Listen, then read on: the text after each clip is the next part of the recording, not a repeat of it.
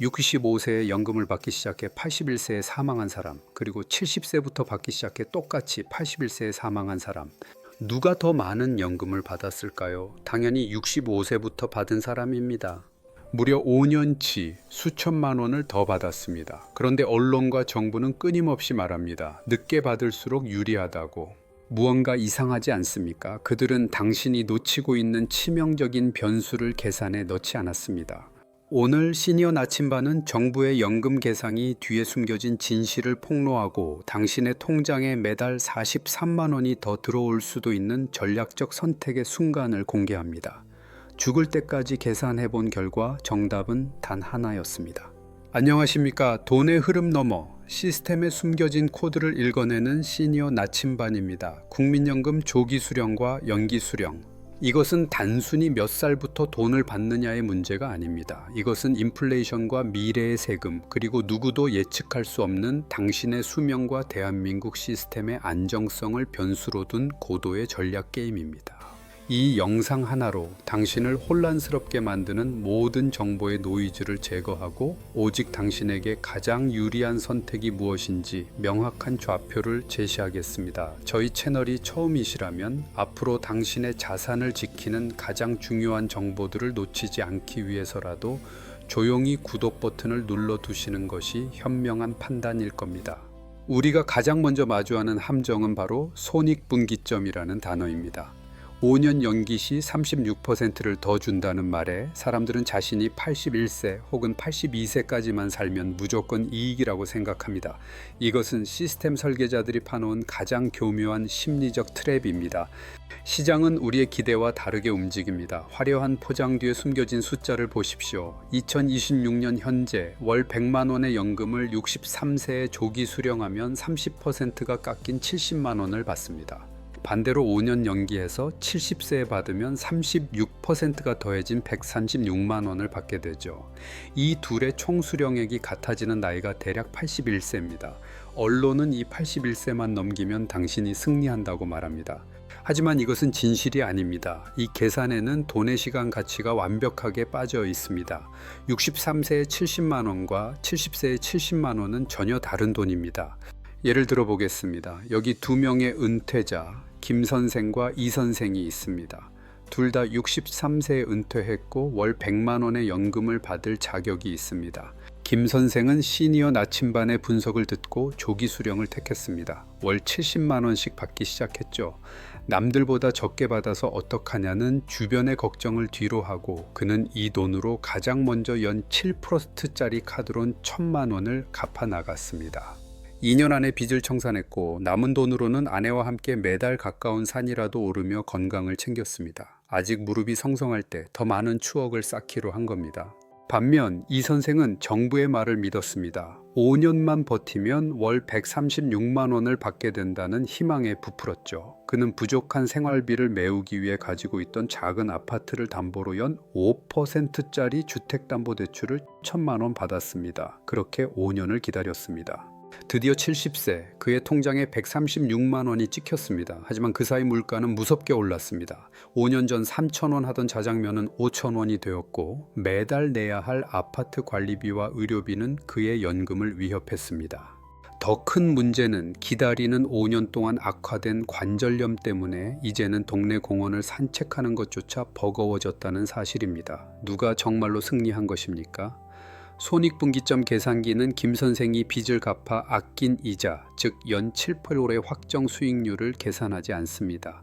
건강할 때 누린 행복의 가치, 즉 효용도 계산하지 않습니다. 오직 명목상의 숫자만 보여줄 뿐입니다. 이것이 바로 우리가 깨부숴야 할 첫 번째 환상입니다. 손익분기점은 당신의 삶을 담보로 한 위험한 도박의 기준점일 뿐 승리의 보증수표가 아닙니다.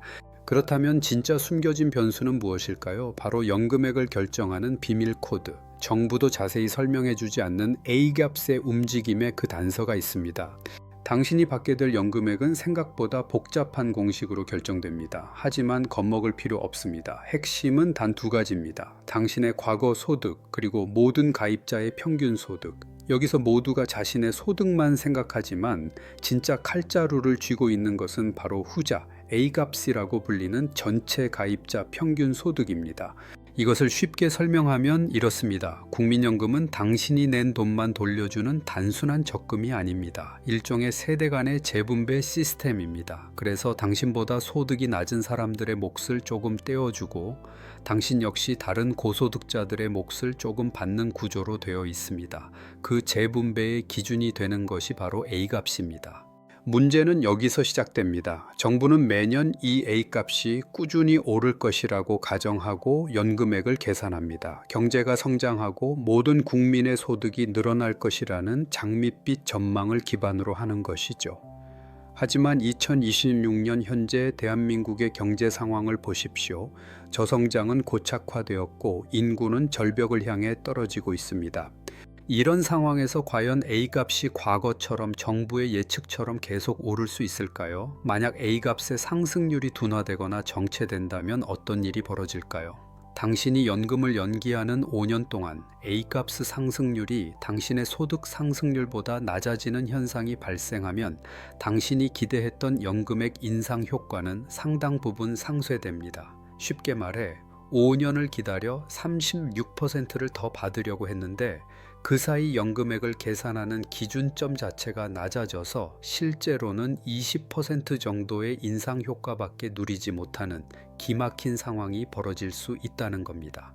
이것은 단순한 추측이 아닙니다. 데이터는 거짓말을 하지 않습니다. 과거 일본의 잃어버린 20년 동안 임금 상승이 정체되면서 연금의 실질 가치가 어떻게 변했는지 우리는 똑똑히 목격했습니다. 정부는 이 위험에 대해 절대 먼저 말해주지 않습니다. 그저 연기하면 무조건 더 준다는 단순한 메시지만 반복할 뿐입니다. 아갑스의 움직임은 연금 시스템의 가장 깊은 곳에 숨겨진 우리 같은 평범한 가입자들은 통제할 수 없는 거대한 변수입니다. 그런데 더 무서운 시나리오가 우리를 기다리고 있습니다. 연금 고갈이라는 정해진 미래 말입니다.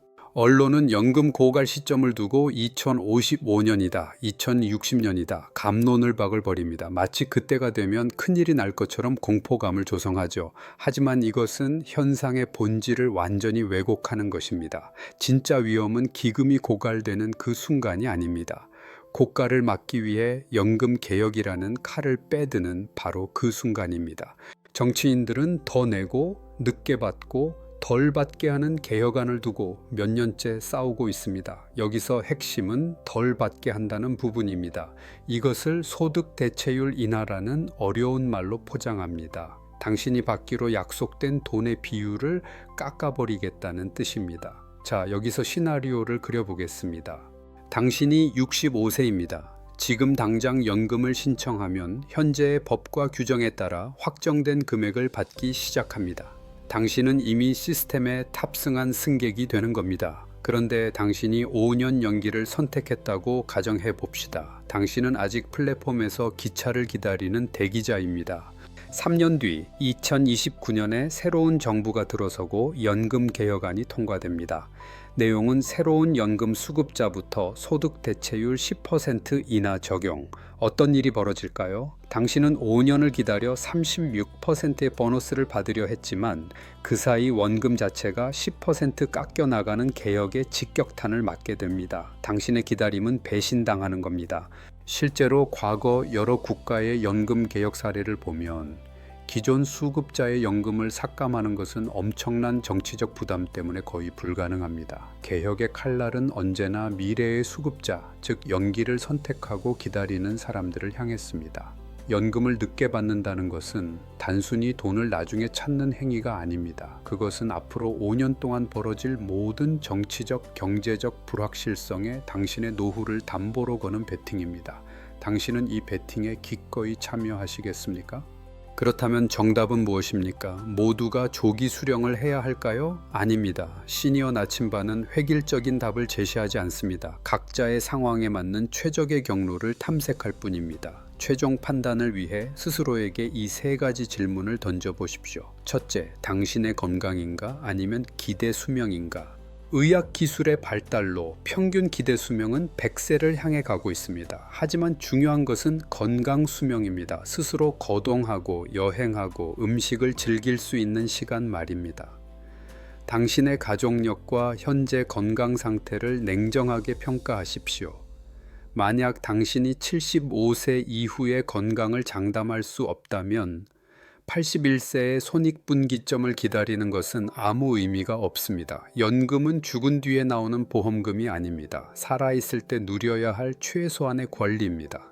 둘째, 당신의 가장 큰 적은 빚인가 아니면 적은 연금액인가? 만약 당신에게 연 5% 이상의 고금리 대출이 남아있다면 지금 당장 조기 수령을 신청해서 그 빚부터 갚는 것이 정답입니다. 대출 이자를 갚는 것은 그 어떤 투자보다 확실한 마이너스 금리를 없애는 행위이며 연 5%짜리 예금에 가입한 것과 같은 효과를 냅니다. 연금 30%를 깎이는 손해보다 빚의 굴레에서 벗어나는 해방감이 주는 가치가 훨씬 큽니다. 빚이 주는 심리적 압박감은 당신의 건강 수명을 갉아먹는 가장 큰 적입니다. 셋째, 당신은 혼자인가 아니면 배우자가 있는가? 국민연금에는 유족연금이라는 중요한 장치가 있습니다. 하지만 중복 지급은 되지 않습니다. 예를 들어 부부가 각자 연금을 받다가 한 명이 먼저 사망하면 남은 배우자는 자신의 연금과 유족연금 중 더 큰 금액 하나만 선택해야 합니다. 이것을 역으로 이용하는 전략이 가능합니다. 부부 중 건강이 상대적으로 좋지 않거나 연금 가입 기간이 짧아 연금액이 적은 배우자가 먼저 조기 수령을 시작하는 겁니다. 그리고 다른 배우자는 연기를 통해 연금액을 최대한 키웁니다. 이것은 리스크를 분산하고 부부의 총 연금 수령 기간을 극대화하는 매우 정교한 전략적 선택이 될 수 있습니다. 결론을 말씀드리겠습니다. 우리는 손익분기점이라는 숫자의 함정을 경계해야 합니다. 돈의 시간 가치와 인플레이션은 눈에 보이지 않는 적입니다. 우리는 연금액을 결정하는 A값의 불안정성과 연금개혁이라는 피할 수 없는 정치적 리스크를 직시해야 합니다. 그렇다면 최종적으로 언제 받는 것이 정답입니까? 만약 당신이 고금리 부채가 있고 현재의 현금 흐름이 절실하며 75세 이후의 건강을 자신할 수 없다면 정답은 지금 당장입니다. 조기 수령을 통해 빚을 갚고 하루라도 더 건강할 때 삶의 질을 높이는 것이 손익분기점을 기다리는 것보다 100배, 1000배 현명한 선택입니다. 반면 당신이 아무런 부채가 없고 다른 소득원이 충분하며 양가 부모님이 모두 장수하신 건강한 유전자를 가졌고 배우자와의 연금 포트폴리오까지 고려한 전략을 세웠다면 연기 수령은 당신의 노후를 더욱 풍요롭게 만들 강력한 무기가 될 수 있습니다. 결국 이때라는 정답은 통계표 안에 존재하는 것이 아닙니다. 당신의 재무상태표, 당신의 건강기록부, 그리고 당신의 인생계획표 안에 있습니다. 정부가 제시하는 평균 데이터의 함정에서 벗어나 당신만의 데이터를 기반으로 가장 유리한 결정을 내리십시오. 그것이 바로 정보 분석의 핵심이자 시니어 나침반이 존재하는 이유입니다. 시니어 나침반은 앞으로도 시스템의 이면에 숨겨진 진실을 파헤쳐 당신의 자산을 지킬 가장 정확한 좌표를 제시할 것입니다. 당신의 현명한 노후를 위한 여정에 우리가 함께하겠습니다.